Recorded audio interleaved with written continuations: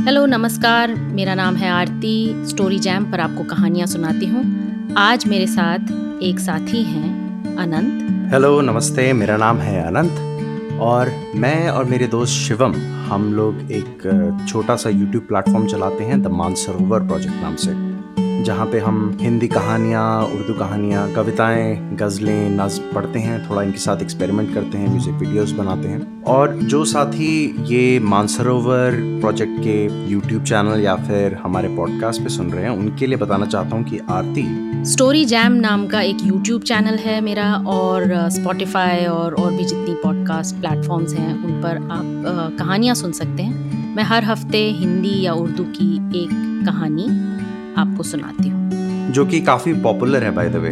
और I was just searching the other week, मैंने आपसे शेयर भी किया था, it's one of the most listen to podcast in India right now in terms of literature in Hindi. और मुझे कहानियाँ सुनाने में बहुत मज़ा आता है, तो इट्स विन विन सिचुएशन। तो आरती, ये हम बहुत टाइम से सोच रहे थे कि करेंगे कुछ, बट संजोग ही नहीं बैठ रहा था और काफ़ी महीनों से बातचीत चल रही थी, लेकिन आज हमने फाइनली डिसाइड किया कि आज हम कुछ रिकॉर्ड करते हैं। आज हम क्या रिकॉर्ड कर रहे हैं आरती? क्या कहानी सुना रहे हैं? आज हम रशीद जहाँ की लिखी एक कहानी, मर्द और औरत नरेट करने वाले हैं। कहानी कहिए या नाटक कहिए, ये डायलॉग है एक औरत और एक मर्द के बीच में। ये सुनने के बाद आप डिसाइड करिए कि किस सदी में और कब लिखा गया होगा। राइट। और रशीद जहाँ जी के बारे में बाद में बात करेंगे जब स्टोरी खत्म हो जाएगी जी क्योंकि वो भी बहुत इंटरेस्टिंग है आई थिंक। तो शुरू करते हैं। जी। अरे, फिर आ गए? जी हाँ, अभी कल ही तो आप शादी करने गए थे। गया तो था। तो फिर मतलब ये है कि आपकी दुल्हन साहिबा कहाँ हैं? तुम तो सचमुच चाहती हो कि मेरी जिंदगी बर्बाद हो जाए। लीजिए, ये मैंने कब कहा? तो फिर तुम्हारा क्या मतलब है मुझको परेशान करने से? मतलब? बनती क्यों? तुम मेरा मतलब खूब अच्छी तरह जानती हो। अच्छा, अब समझी। लेकिन जनाब, मैं तो आपसे शादी करने को साल भर से तैयार हूँ, आप ही नहीं करते। लेकिन मैं तो ये बात गवारा नहीं कर सकता कि मेरी बीवी नौकरी करती फिरे, ना घर की देखभाल करे, ना बच्चों का ख्याल करे, और सुबह ही सुबह उठकर काम पर सिधार जाए।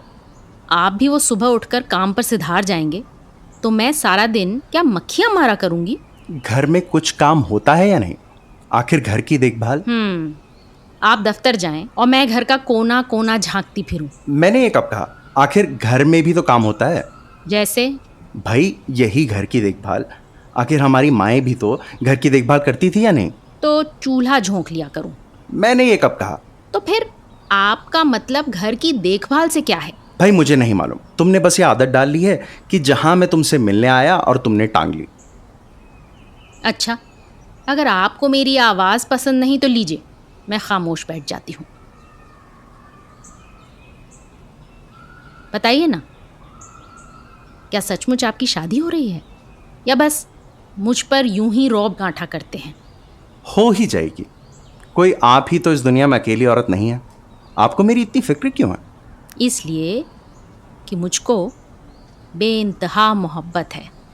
जी हाँ, मोहब्बत है। मोहब्बत होती तो साल से क्यों जिद किए बैठी रहती और इस तरह परेशान करती? नौकरी नहीं छोड़ेंगी। आखिर रखा क्या है इस नौकरी में? कौन सा 1,000 रुपया आप कमा रही हैं? 100 रुपया तो आपकी तनख्वाह है। कुछ भी हो, है तो मेरी आज़ादी की कुंजी। अर्थात आपकी आज़ादी की जान इन्हीं 100 रुपयों में है। 100 हो या 200, इससे बहस नहीं। आज़ादी की जान तो अपने पैरों पर खुद खड़े होने में है। यानी आपको मेरा जरा भी विश्वास नहीं और आप सोचती हैं कि मैं आपको रुपया बिल्कुल नहीं दूंगा। वो रुपया लेकिन मेरी मेहनत का कमाया तो ना होगा। औरत के कमाने से होता क्या है? होता क्यों नहीं? सुनिए, चिड़ा लाया चावल का दाना, चिड़िया लाई दाल का दाना, दोनों ने मिलकर खिचड़ी पकाई। नहीं चाहिए मुझे आपके दाल का दाना। खाली चावल तो मुझसे खाए नहीं जाएंगे।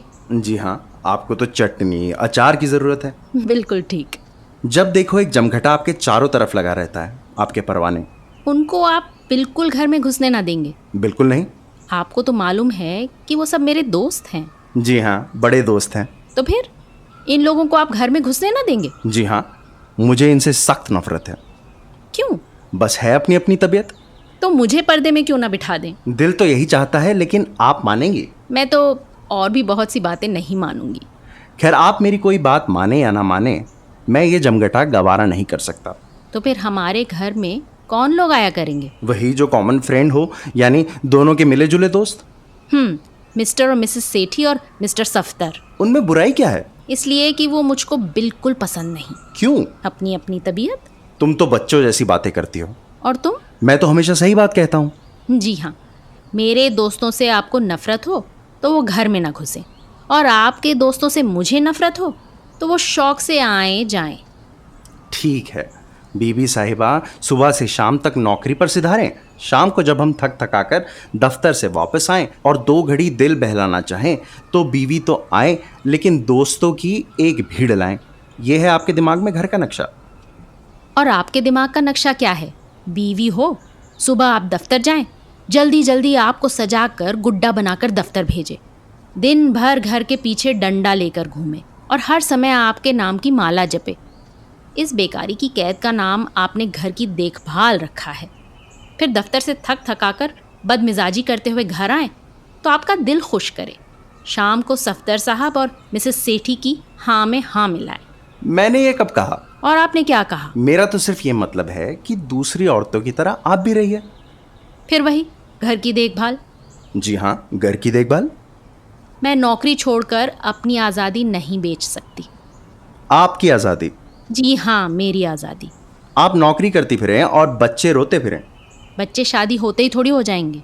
आखिर कभी तो होंगे ही, या आपको उनके जन्म से भी इनकार है? नहीं, मुझे तो इनकार नहीं। और जब होंगे तो आप नौकरी छोड़ देंगे? नहीं, मैं तब भी नहीं छोड़ूंगी। क्या मैं आपसे पूछ सकता हूँ कि उनकी देखभाल कौन करेगा? मैं और आप दोनों मिलकर। औरत का पहला कर्तव्य बच्चों की परवरिश है। मर्द का पहला कर्तव्य बच्चों का हकदार होना है। क्या मतलब? मतलब ये कि औरत को बच्चे पालने का हुक्म लगा दिया, लेकिन बच्चे होते किसकी मिल्कियत हैं? बाप की। तो फिर मैं उनको क्यों पालूं? जिसकी मिल्कियत है वो स्वयं पाले। क्या अजीब बातें करती हो। इसमें अजीब कौन सी बात है? अजीब नहीं तो और क्या। अब बच्चे पालने से भी तुम्हें इनकार है? मुझे हो या ना हो, तुम्हें है। मेरा काम बच्चे पालना नहीं, रुपया कमाना है। रुपया तो मैं भी कमाऊंगी। रुपया कमाएंगे। 100 रुपये पर इतना गर्व है? जो कहीं ज्यादा होते तो ना जाने क्या आफत ढाती। तो अच्छा समझो कि तुम्हारी पगार कम हो और मेरी 800, तो नौकरी किसे छोड़नी चाहिए, तुम्हें या मुझे? तुम्हें। क्यों? इसलिए कि मैं मर्द हूं। तो तुम हर बार अपने ही को बड़ा समझते हो। मैं क्या समझता हूं?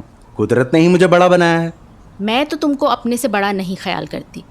तो फिर तुम क्यों एक ऐसी औरत से शादी नहीं कर लेते जो रात दिन तुम्हारी पूजा किया करे? कर ही लेंगे, कोई एक आप ही तो दुनिया में नहीं। तो फिर जाइए ना, रोज क्यों आकर मेरी जान खाते हैं? बड़ा मोहब्बत का दम भरती हैं। और आप भी तो भरते हैं। अच्छा, ये सब तो हुआ, अब बताओ शादी कब करोगी? लेकिन मैं नौकरी नहीं छोड़ूंगी।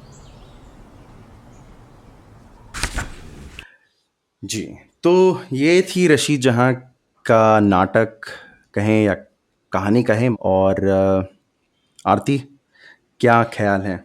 रशीद जहाँ अपने ज़माने की काफ़ी बुलंद राइटर्स में से थी। इनफैक्ट इस्मत चुगताई उनसे काफ़ी प्रभावित हुई, बाद में उन्होंने अपनी किताब में ये लिखा भी। और रशीद जहाँ ने अपने साथी लेखकों के साथ मिलकर एक किताब लिखी थी, अंगारे, 1932 में, जिसमें काफ़ी अनकन्वेंशनल कहानियाँ थीं। नए तरह की सोच उन कहानियों में झलकती थी और उस किताब को तुरंत बैन कर दिया गया था। अच्छा, और आपने मेरे ख्याल से मेरे को ये भी बताया था कि इन्हें इस्मत चुगताई अपने गुरु मानती थी लेखन इन्हें में। इस्मत चुगताई अपनी गुरु मानती थी। रशीद जहाँ एक क्वालिफाइड डॉक्टर थीं, इनकी कई कहानियों में इनकी प्रोफेशनल लाइफ भी झलकती है। और अपने समय के हिसाब से ये 1905 में पैदा हुई, 1952 में इनका देहांत हो गया। अपने ज़माने के हिसाब से, उस लिहाज से इनकी सोच काफ़ी प्रोग्रेसिव थी। जो अभी हमने पढ़ा उस पे तो झलकता ही है ये, मतलब। हाँ, और मुझे लगता है कि ये कहानी कभी की भी हो सकती है, तब की भी। और बिल्कुल, मतलब ये ऐसा डिस्कशन है जो मैं आमतौर पे देखता रहता हूँ। अभी भी होते हैं, बहुत घरों में होते हैं। अगर सेम फॉर्मेट नहीं है तो बातें कहीं ना कहीं सेम निकल जाती हैं। हाँ हाँ। वो लास्ट में आके वहीं पर अटक जाता है। कि कौन कमाता है ज़्यादा, और बच्चों की देखभाल कौन करेगा? बच्चों की देखभाल कौन करेगा। आई थिंक ये थोड़ा इनका कंटेक्स्ट जब पता चलेगा, जैसे कि she was a medical doctor और प्रोग्रेसिव राइटर्स मूवमेंट से जुड़ी हुई थी, थोड़ा क्लियर होता है कि अच्छा this is where she is coming from, that's her background. Right. And to me, her writing is timeless. Unfortunately, the situation hasn't changed drastically since the time she was writing. It's pretty much the Absolutely. same. I think I say this all the time. That's what great literature is. कि वो समय से बंधा नहीं होता है. इसमें कुछ भी ऐसा नहीं है जो अभी नहीं हो रहा है, और इनफैक्ट डेटेड कहीं से नहीं है, ना तो राइटिंग ना ही रेफरेंसेस. अच्छी तरीके से कहानी लिखी होती है, वो इसी तरह से टाइमलेस होती है कि आप अभी पढ़ें या कभी भी पढ़ें, वो रेलेवेंट रहती है. बिल्कुल. तो ये कोलैबोरेशन सुनने वालों को कैसा लगा? मानसरोवर प्रोजेक्ट और स्टोरी जैम के रेगुलर लिसनर्स से हम उनके कमेंट्स का इंतज़ार करेंगे. जी हाँ, अगर आप ये मानसरोवर पे सुन रहे हैं तो स्टोरी जैम का लिंक डिस्क्रिप्शन में होगा, या वीडियो अगर होगा तो ऊपर नीचे कहीं पर होगा. वहाँ पे ज़रूर जाके चेक करिए. बहुत अच्छा काम कर रही हैं आरती. इनफैक्ट क्यूरेशन, मतलब पीओ तो आपने सुन ही लिया, बट क्यूरेशन जो है वो एकदम नेक्स्ट लेवल है. ऐसी ऐसी कहानियाँ और कविताएँ ये कवर करती हैं और अपने चैनल पे लाती हैं, जो कि अमूमन पता नहीं होता लोगों को, और मैं भी हर हफ्ते जाके सुनता हूँ और काफ़ी मज़ा आता है. और स्टोरी जैम सुनने वाले जो कविताओं को पसंद करते हैं वो जाकर ज़रूर मानसरोवर प्रोजेक्ट चेक करें. बहुत ही नए तरह का और एक्सपेरिमेंटल काम आपको वहाँ देखने को मिलेगा, और एक बड़ी यूथफुल एनर्जी है इनके वीडियोस में और कविता पाठ में. तो एक बार ज़रूर आप मानसरोवर प्रोजेक्ट भी चेकआउट करें. भले ही अब यूथ रहे ना रहे, लेकिन देखिए, टाइमलेस, अभी हमने कहा कि टाइमलेस होता है अच्छा काम. So let us keep our fingers crossed कि हमारा काम भी लोगों को टाइमलेस लगेगा.